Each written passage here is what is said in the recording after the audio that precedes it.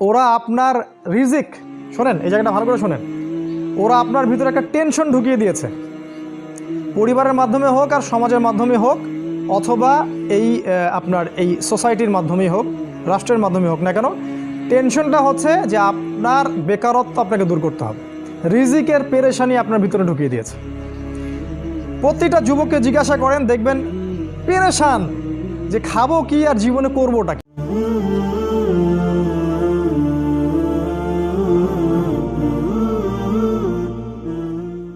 দেখবেন মানে ভাবখানা এমন যে ও যদি 5 ওয়াক্ত নামাজ পড়ে, কোরআন তেলাওয়াত করে, রোজা রাখে, আল্লাহর হুকুম সব মেনে চলে, হ্যাঁ খুব মুত্তাকি মানুষ, পরেজগার মানুষ, কিন্তু বেচারা একটা ছোট মুদির দোকানে কাজ করে, বেচারা একটা ধরেন সবজি বিক্রি করে বা হালাল কোনো কাপড়ের ব্যবসা করে, ওর ভাবখানা এমন জীবনটাই নষ্ট হয়ে গেল। আমার জীবনে কিছুই করতে পারলাম না, কি করলাম জীবনে, নিজের পায়ে দাঁড়াতেই পারলাম না। এই যে কনসেপ্টটা মাথার মধ্যে ঢুকিয়ে দিয়েছে, এটা ওই পশ্চিমাদের থেকে আসছে আর কি। পশ্চিমা থেকে দেশে দেশে, এই দেশ থেকে গভর্নমেন্ট এবং সমাজের মাধ্যমে সব যুবকদের মাথায় মাথায় জীবনে প্রতিষ্ঠিত হতে হবে, দাঁড়াতে হবে। এর মাধ্যমে আপনি কি বোঝাচ্ছেন? ওই ছেলেটা তো আল্লাহর কাছে অনেক বেশি পছন্দের, যে আল্লাহ পাকের সব হুকুম আহকাম মেনে চলে এবং হালাল খায়, মাশাআল্লাহ। আল্লাহ পাক তাকে সত্যবাদী নবীদের মর্যাদা দিবেন ইনশাআল্লাহ। একজন যে ব্যক্তি সৎ ব্যবসায়ী, সে ব্যক্তি নবীদের কাতারে থাকবে কিয়ামতের দিনে। দুনিয়াতে আপনি তাকে মনে করছেন যে এ হচ্ছে কিছুই করতে পারলো না জীবনে, নিজের পায়ে দাঁড়াতেই পারলো না, জীবনটাই ধ্বংস হয়ে গেল। এই যে চেতনা, রিজিকের টেনশন, খাবো কি করব, মানে কোথায় গেলে একটা ভালো চাকরি পাবো, কোথায় গেলে একটা ভালো ব্যবসায়িয়া করতে পারবো, এই একটা চাকরির জন্য, একটা মানে জমি কেনার জন্য, একটা বাড়ি করার জন্য, একটা মেয়েকে বিয়ে করার জন্য পাগল হয়ে গেছে যুব সমাজ এখন, অস্থির। মানে আল্লাহ, রাসূল, কোরআন, সুন্নাহ এগুলোর চেয়ে এগুলো ওর কাছে বেশি ইম্পর্টেন্ট। আর এর জন্য আমাদের পরিবারের কর্তারাও সমানভাবে দায়ী, অবশ্যই দায়ী, কারণ তারা ছেলে মেয়েদের মেন্টালিটি বুঝতে চান না। যদি কোনো ছেলে বলতেও চায় যে না আমি আল্লাহর পথে চলবো, আমি ইসলাম নিয়ে থাকবো, অল্পতে আমি সন্তুষ্ট, বাবা মা প্রেশার ক্রিয়েট করবে, না সবাই কত এগিয়ে গেল, তুমি পিছিয়ে পড়ছো, ও বিসিএস ক্যাডার হয়ে গেল, ও ব্যাংকে জব করতেছে, ও এখানে জব করে, ও তোমার বন্ধু দেখো কি করতেছে, তুমি পারো না। এই যে বিষয়গুলো বাবা মা ঢুকায় ভিতরে, এই বাবা মা হচ্ছে দাজ্জালের অনুসারী। জি, আপনার বাবা আপনার মাও দাজ্জালের অনুসারী, এবং এরকম অনুসারী দিয়ে সমাজ ভরা এখন। তো রিজিকের টেনশন এটা আপনার ভিতরে ঢুকিয়ে দিয়েছে। 3 নাম্বার। 4 শোনেন, 4 নাম্বার হচ্ছে নারী। মেয়ে বোঝেন তো, মেয়ে হচ্ছে একটা পুরুষের কাছে সবচেয়ে আকর্ষণের জায়গা, তাই না? এটা আপনাকে বলতে হবে না, এটা বলার জন্য কোনো টকশোর আয়োজন করার দরকার নাই, যেখানে নাস্তিকদেরকে নিয়ে এসে আবার ডিবেট করতে হবে, দরকার নাই। আল্লাহ পাক কোরআনেই সূরা আল ইমরানের মধ্যেই বলেছেন, যুইনা লিন-নাস হুব্বুশ শাহাওয়াতি মিনান নিসা। আল্লাহ পাক 6টা জিনিসের কথা বলেছেন। এই 6টা জিনিস হচ্ছে মানুষের কাছে সবচেয়ে পছন্দের। তার মধ্যে প্রথমটা হচ্ছে হুব্বুশ শাহাওয়াতি মিনান নিসা, মহিলাদের ভালোবাসা, মেয়েদের প্রতি আসক্তি। একটা মেয়ে একটা ছেলের কাছে খুবই ভালোবাসার, পছন্দের একটা বস্তু, খুবই আদরের, মমতার একটা ভালোবাসা, স্নেহের জায়গা। একটা ছেলে চায় একজন প্রেমময় স্ত্রী, সবসময় চায় যে তাকে তার জীবনের চেয়ে বেশি ভালোবাসবে, তাই না? এটা চায়। এখন এই যে সম্পর্কটা হালাল, এই সম্পর্কটাকে তারা জিনা, পর্নোগ্রাফি, কোএডুকেশন, ব্যভিচার এগুলো দিয়ে কনভার্ট করে দিয়েছে। পর্নোগ্রাফি এমনভাবে ছড়িয়ে দিয়েছে সারা বিশ্বে যে ছেলেটা পর্ন দেখে বা যে ছেলেটা এর হারাম ব্লু ফিল্ম দেখে, সে একটা মেয়ের দিকে ভালোবাসার দৃষ্টিতে তাকাতে পারবে না। একটা দৃষ্টিতেই তাকাতে পারবে, ভোগের দৃষ্টি, ভোগ। একটা মেয়েকে দেখলে তার কাছে মনে হবে একে ধরে ধর্ষণ করতে হবে, একটা খাওয়ার জিনিস, একে খাইতে হবে, ব্যাপারটা ওর কাছে এরকম মনে হবে। কথা কি বুঝেন নাই? ওই একটা মেয়ের দিকে সে স্বচ্ছ ভালোবাসার দৃষ্টিতে তাকাতে পারবে না। বিয়ে করলেও সে সন্তুষ্ট হবে না তার স্ত্রীকে নিয়ে, কারণ তার মাথার মধ্যে দুনিয়ার ন্যাংটা মেয়ের চিত্র ঘুরতেছে, সে কোনোটা নিয়ে সন্তুষ্ট না। এটা এমনি এমনি হয়নি ভাই, এটা আপনার ভিতরের নূর, ইমানের তেজটাকে ধ্বংস করে দেওয়ার জন্য চক্রান্ত করা হয়েছে। এবং মুসলিম কান্ট্রিগুলোর মধ্যে সবচেয়ে বেশি পর্নোগ্রাফি ছড়িয়ে দেওয়া হয়েছে, এবং এই পর্নোগ্রাফির মধ্য দিয়ে আপনার সামনে মেয়েদেরকে সহজলভ্য করে দেওয়া হয়েছে। আপনি অনলাইনে যান, চাইলেই 5 মিনিটের মধ্যে একটা মেয়েকে নগ্ন অবস্থা দেখতে পারবেন, একটা মেয়ের কোন জায়গায় কী আছে না আছে সব দেখতে পারবেন। এর জন্য আপনাকে কোনো বেশ্যাখানায় যেতে হবে না। আর আপনি যদি চান 500 টাকা খরচ করেও আপনি জেনা করতে পারেন এখন এই যুগে। কথা কি বুঝতে পারেন না? আপনি যদি চান 500-1000 টাকা খরচ করেও এই যুগে জেনা করতে পারবেন, শুধু ইচ্ছা করলেই হয়। ইভেন আপনি যদি বিবাহিত হন তারপরেও চাইলে আপনি পরকীয়া করতে পারবেন। মানে মেয়ের সাথে জেনা, ধর্ষণ আর ব্যভিচার এটাকে এত সহজলভ্য করে দেওয়া হয়েছে যাতে করে সমাজের স্থিতিশীলতা নষ্ট হয়ে যায়, সত্যিকারের লাভ ভালোবাসার কোনো সম্পর্ক সমাজে বাকি না থাকে। এই নারী আপনার সামনে তুলে ধরা হয়েছে। কোথায়? স্কুলে যাবেন, ওখানে ন্যাংটা মেয়ে আপনার পাশে বসে আছে। ক্লাস করবেন না মেয়েটাকে দেখবেন? অবশ্যই মেয়েটাকে দেখবেন, স্বাভাবিক। ইউনিভার্সিটিতে যান, সেখানে আপনার পাশে মেয়ে। এই মেয়েগুলো অবশ্যই পর্দা করে না নিঃসন্দেহে, কারণ এই মেয়েগুলোর বাপ বলতে কেউ বেঁচে নাই। অবশ্য এই মেয়ের কোনো ভাই নাই, এই মেয়ের কোনো বাবা নাই, এই মেয়ের তো স্বামী থাকার প্রশ্নই ওঠে না। আর এই মেয়েগুলো ক্যারিয়ারের পিছনে ছুটবে 30 বছর 40 বছর পর্যন্ত, তারপরে আর কোনো স্বামী খুঁজে পাবে না। আর এই 30 বছরের মধ্যে ওর 10টা-12টা প্রেমও হয়ে যাবে, বহু মানুষ তার গায়ে হাতও দিবে, এবং এক পর্যায়ে সে জীবনটা যখন শেষ হয়ে যাবে তখন পস্তাবে যে হায় আমি কোন ট্র্যাপে পা দিয়েছিলাম। মূলত এই মেয়েরাও দাজ্জালের ফাঁদে পা দিয়েছে, এবং এদেরকে দ্বারা আপনাকে নষ্ট করা হচ্ছে চারপাশে। শুধু এই স্কুল কলেজ ভার্সিটির কথা বলছি না, আপনি কর্মক্ষেত্রে যাবেন, আপনি অফিসে যান, আদালতে যান, অমুক জায়গায় তমুক জায়গায়, এমনকি বাসে পর্যন্ত উঠবেন, সেখানেও দেখবেন যে মেয়ের সাথে ঝুলে ঝুলে আপনি যাচ্ছেন। নারী পুরুষের ফ্রি মিক্সিং যেটাকে বলে, এটাকে অবাধভাবে উন্মুক্ত করে দেওয়া হয়েছে যাতে সমাজের হালালত্ব বজায় না থাকে, জেনা আর ব্যভিচারের সমাজটা ছেয়ে যায়। এর ফলে কি হচ্ছে? এর ফলে ধর্ষণ বাড়ছে, এর ফলে আপনার গুম বাড়বে, হত্যা বাড়বে, পারিবারিক কাঠামো ভেঙে যাবে। এক পর্যায়ে কি হবে জানেন? এক পর্যায়ে এখন যা হচ্ছে তাই হবে। সেটা কি? এক পর্যায়ে মেয়েদের থেকে আকর্ষণ উঠে যাবে, এক পর্যায়ে মেয়েদের প্রতি আকর্ষণ উঠে যাবে, তখন ছেলে ছেলেকে আকর্ষণ করবে। বলে নাউজুবিল্লাহ, এটা এখন এদেশের সমস্যা। আর এরপরে কি হবে? এরপরে ছেলে মেয়ে সব বাদ, বাচ্চাদের প্রতি আক্রোশ চালাবে, বাচ্চাদের প্রতি। বাংলাদেশের অন্যতম সমস্যা এখন চাইল্ড অ্যাবিউজিং, জানেন না? বাংলাদেশের অন্যতম সমস্যা এখন বাচ্চাদেরকে ধর্ষণ করা হচ্ছে, দেখেন নাই? এরও পরে দেখবেন মানুষ গবাদি পশুর সাথে জেনায় লিপ্ত হবে না। এটা দাজ্জালের অনুসারীরা চেয়েছে, পেরেছেও। আপনার সাথে এটা তারা গেম খেলেছে। 4 নাম্বার। 5 নাম্বার মাদক, এটা লাস্ট। 5 নাম্বার মাদক। এই মাদক দ্রব্য দিয়ে আপনার জীবনের মধ্যে তারা হতাশা ক্রিয়েট করেছে। আপনার কাছে মনে হবে যে মাদকের কাছে গেলেই শান্তি পাবেন। এই দুনিয়ার এত পেরেশানি, প্যারা ভালো লাগে না, একটু ইয়াবা খাইলে, একটু হুইস্কি খাইলে, একটু অ্যালকোহল নিলেই মনে হয় ভালো থাকবো, ঘুমের ওষুধ খায় ঘুমায় থাকবো।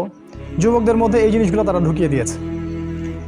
যুবকদের মধ্যে এরকম জীবনের উদ্দেশ্য থেকে ভুলিয়ে দেয়া, নারীর মোহ, এই যে পড়াশোনার সিস্টেম চেঞ্জ করে দেয়া, এই আপনার মাদক, এই নারী, পর্নোগ্রাফি, জিনা, এগুলোকে ছড়িয়ে দেওয়ার মধ্য দিয়ে তারা একটা কাজ করতে সফল হয়েছে। সেটা হলো মুসলিম যুবকদের ভিতরে যে ঈমান, যে তাকওয়া, যে আল্লাহ ভীতি, যে দাওয়াত, জিহাদের জোশটা ছিল, যে আল্লাহর পথে জান দিব, মাল দিব, জিহাদ করব, ইনশাআল্লাহ হয় গাজী হব, না হলে শহীদ হব, এই চেতনাটা আস্তে আস্তে আস্তে আস্তে ডিস্ট্রয়েড, শেষ। আর এই যুব সমাজকে দিয়ে আপনি আল্লাহর পথে কোনো জিহাদ, কোনো দাওয়াত আর আশা করতে পারেন না। বরং এরা এই দাজ্জাল এবং তার অনুসারীদের দাসে পরিণত হয়েছে। ওরা যা বলবে এরা তাই করবে, ওরা যেমনে চিন্তা করবে এরা তেমনেই চিন্তা করবে, ওরা যে চোখ দিয়ে দেখে এরাও সেই চোখ দিয়ে দেখবে, ওরা যেভাবে শোনে এরাও সেভাবে শুনবে। ইল্লা মাশা আল্লাহ, শুধুমাত্র ওই যুবকদের কথা বাদ যাদেরকে আল্লাহ পাক ওই আসহাবুল কাহাফের মতো হেদায়েত দিয়ে আল্লাহর পথে এনেছেন, তাদের কথা আলাদা। এবার এই যে যুবকরা যাদেরকে আল্লাহ পাক হেদায়েত দিয়ে জাহিলিয়াত থেকে বের করেছেন, এদের ক্ষেত্রেও তারা আবার ষড়যন্ত্র করতে বাকি রাখে নাই। কি ষড়যন্ত্র? এই ছেলেরা যখন ইসলামে আসবে তখন দেখবি ইসলামে তো ভাই এতগুলা দলাদলি, আমি এখন যাব কোথায়? আমি কি আহলে হাদিস সংগঠনে ঢুকবো, না আমি হানাফি একটা তরিকায় ঢুকবো, না আমি ওই পীরের মুরিদ হব, না ওই পীরের মুরিদ হব? মানে আমি যাব কোথায়? না আমি শিয়া হব, না সুন্নি হব, না চিশতিয়া হব, না কাদারিয়া হব, নাকি দেওয়ানবাগি হব, না মাইজ ভান্ডারি হব, না তাবলিগ করব, না জামাত ইসলাম করব? ওর মাথা খারাপ। কার মাথা খারাপ? যে আগে জাহিলিয়াতে ছিল, এখন ইসলামের দিকে আসার চেষ্টা করছে। এবার এই ব্যক্তির মাথা খারাপ, এবার ও এলোমেলো ছোটাছুটি করতেছে, আর কনস্ট্রাকটিভ কোনো পড়াশোনা নাই। মানে কোরআন পড়বো, তারপরে হাদিস, তারপরে সিরা, তারপরে ইসলামের ইতিহাস, অর্থনীতি, রাজনীতি, এরকম কনস্ট্রাকটিভ কোনো পড়ালেখা নাই। যখন যে ওয়াজ পাচ্ছে শুনতেছে, যখন যে বইটা হাতে পায় সেটাই পড়ে। এর মাথাটা হয়ে গেল বিক্ষিপ্ত, আর আবার ক্র্যাশ, মাথাটা আবার ক্র্যাক। কি করবে এখন? কি করবে? এই সুযোগটাতে আবার ওরা কাজে লাগাচ্ছে। এখানে মুসলিমের আবার ভাই ভাই লড়ালড়ি লাগিয়ে দিয়েছে। তোর মসজিদে তুই থাক, আমার মসজিদে আসবি না, তোর সংগঠন তুই কর, আমার সংগঠনে আসবি না, তোর এই মাহফিলে আমি যাব না, তুই আমার মাহফিলে আসবি না। এমনকি এক দল আরেক দলকে দেখলে সালাম পর্যন্ত এখন আর দেয় না। কথা বুঝতে পারেন নাই? এক দল আরেক দলকে দেখলে সালামটুকু পর্যন্ত এখন দেয় না। তো এখন আগে যে জাহিলিয়াতে ছিল, এই বেচারা যখন দিনের দিকে আসলো, এ মুসিবতে পড়ে গেল, যাবো কোথায়? আর একটা সমস্যা দেখলো যে না, এর মধ্যে যারা খাঁটি মুসলিম, খাঁটি যুবক, এদেরকে আবার জিহাদের নামে সন্ত্রাসের টোপ দিয়ে দিল একটা। এদেরকে সারাদিন জিহাদি ওয়াজ শোনানো হচ্ছে এবং হ্যাঁ, তাগুত সরকার, ফাসেক, জালেম, কাফের, হাবি জাবি, সারা বিশ্বে মুসলিমরা নির্যাতিত হচ্ছে। অতএব তোমাকে কি করতে হবে? তুমি এখন কয়েকটা বোম গায়ে বাঁধো আর দেশের বিভিন্ন জায়গায় ব্লাস্ট করো, দিন কায়েম হয়ে যাবে। এদের আবার ব্রেনটা ওয়াশ করে দিয়ে এরকম কিছু সংগঠন আবার তৈরি করো। মানে এত মাস্টার প্ল্যান দাজ্জাল জানে। আমাদের নবী এই জন্যই বলেছেন যে সভ্যতার সবচেয়ে সেরা ফিতনা, ইতিহাসে এমন কোনো ফিতনার জন্ম হয়। এবং তার অনুসারীরা এভাবে প্রত্যেক পদে পদে এই যুবকদেরকে বিভ্রান্ত করার চেষ্টা করে, শেষ পর্যন্ত গিয়ে ওদেরকে ইসলামের নামেই তারা জঙ্গি বানায় দিবে। জঙ্গি ওদের কথাই বলছি, এটা আমাদের শব্দ না। আমরা বলতে পারি সর্বোচ্চ জিহাদের অপব্যাখ্যায় ওদের দ্বারা সন্ত্রাসী কর্মকাণ্ড তৈরি করতে পারে ওরা। এর মাঝখানে আল্লাহ পাক যাদেরকে হেদায়েত দিবেন, খাস করে এইরকম অল্প কিছু যুবক, আসহাবুল কাহফের মতো, রাসূলুল্লাহ সাল্লাল্লাহু আলাইহি সাল্লামের যুগের সাহাবীদের মতো, ইব্রাহিম আলাইহিস সালামের মতো, তার ছেলে ইসমাইলের মতো, এই গুটি কয়েক মানুষের মতো ইনশাআল্লাহ তাআলা আল্লাহর পথে অটল থাকতে পারবে। শেষ পর্যন্ত তারা অটল থাকবে ইনশাআল্লাহ। সুসংবাদ, শেষ পর্যন্ত তারা অটল থাকবে ইনশাআল্লাহ, যতক্ষণ পর্যন্ত না ইমামুল মাহদি আসেন এবং ঈসা আলাইহিস সালামের হাত দিয়ে এই পুরো বিশ্বে ইসলামী খেলাফা আবারও কায়েম হয়। এই একটা মাত্র দল মানে একটা জামা হকের উপর বিজয়ী থাকবে শেষ পর্যন্ত। যারা বাতিলের সাথে আপোষ করবে না, হকের উপর অটল থাকবে, ইসলাম কোরআন সুন্নাহ নিয়ে বেঁচে থাকবে, আল্লাহর পথে দাওয়াত এবং জিহাদ অব্যাহত রাখবে ইনশাআল্লাহ। কখনো জালেমের সামনে মাথা নত করবে না। আমাদের হাতে কতটুকু সময় আছে? 5 মিনিট। এই 2 মিনিট শোনেন। এই জিনিসগুলো থেকে বাঁচার জন্য আপনাকে আমি কয়েকটা টিপস দিচ্ছি, শোনো, একটু শোনো। 3 মিনিট শোনো। 1 নাম্বার, এই পুরো সিস্টেমটা হয়তো বুঝতে পারছেন কি আমার কথাটা আজকে? এই পুরো ট্র্যাপ থেকে বাঁচতে হলে আপনাকে কয়েকটা কাজ করতে হবে, শোনেন। 1 নাম্বার, আপনাকে আগে জ্ঞান অর্জন করতে হবে। নাম্বার 1, 1 নাম্বার হচ্ছে আপনাকে জ্ঞান অর্জন করতে হবে। কিসের জ্ঞান? কোরআন, এই কথা বলো না, কোরআন হাদিস, কোরআন হাদিস, রাসূল সাল্লাল্লাহু আলাইহি ওয়াসাল্লামের জীবনী, ইসলামের ইতিহাস, অর্থনীতি, তারপরে আপনার এই যে সাম্প্রতিক বিশ্ব এবং পলিটিক্যাল সায়েন্স মানে পররাষ্ট্রনীতি, এই কয়েকটা সাবজেক্ট যদি আপনি পড়তে পারেন ভালোভাবে, এগুলোর অনেক বইপত্র বাজারে এখন পাওয়া যায়, কালেক্ট করে নেবেন। পড়াশোনা করলে আপনার বাহ্যিক চোখ, হৃদয়ের চোখ খুলে যাবে ইনশাআল্লাহ। ইনশাআল্লাহ তাআলা আপনি দাজ্জাল এবং তার অনুসারীদের এই ফাঁদগুলো থেকে বেঁচে থাকতে পারবেন ইনশাআল্লাহ। 1 নাম্বার। 2 নাম্বার, আপনাকে আপনার জীবনের উদ্দেশ্য আগে ঠিক করতে হবে। আপনার জীবনের উদ্দেশ্য হচ্ছে ফামান যুহজিহা আনিন নার ওয়া উদখিলাল জান্নাহ ফাকাদ ফাজ। যাদেরকে আল্লাহ পাক কিয়ামতের মাঠে জাহান্নাম থেকে বাঁচাবেন এবং জান্নাতে প্রবেশ করাবেন, এরাই হচ্ছে সফল। আবার বলছি, যাদেরকে আল্লাহ পাক কিয়ামতের দিন জাহান্নাম থেকে বাঁচাবেন আর জান্নাতে প্রবেশ করাবেন, এরাই একমাত্র সফল। পৃথিবীতে আর কেউ সফল না। এই হলো সাফল্যের সংজ্ঞা। তার মানে আপনার জীবনের উদ্দেশ্য হবে জান্নাত, আর কিচ্ছু না। যে পথে চললে আপনি জান্নাতে যেতে পারবেন সেটাই হবে আপনার পথ, সেটাই আপনার সিরাতুল মুস্তাকিম।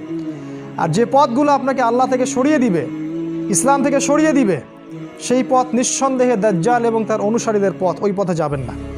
2 নাম্বার। 3 নাম্বার, আপনাকে রিজিক নিয়ে এত পেরেশান হওয়া যাবে না। আপনার রিজিক যা আছে আপনি সেটা পাবেন। হালাল পথে চেষ্টা করতে থাকেন, হালাল পথেই ইনশাআল্লাহ আল্লাহ পাক আপনাকে বেহিসাব রিজিক দিবেন ইনশাআল্লাহ।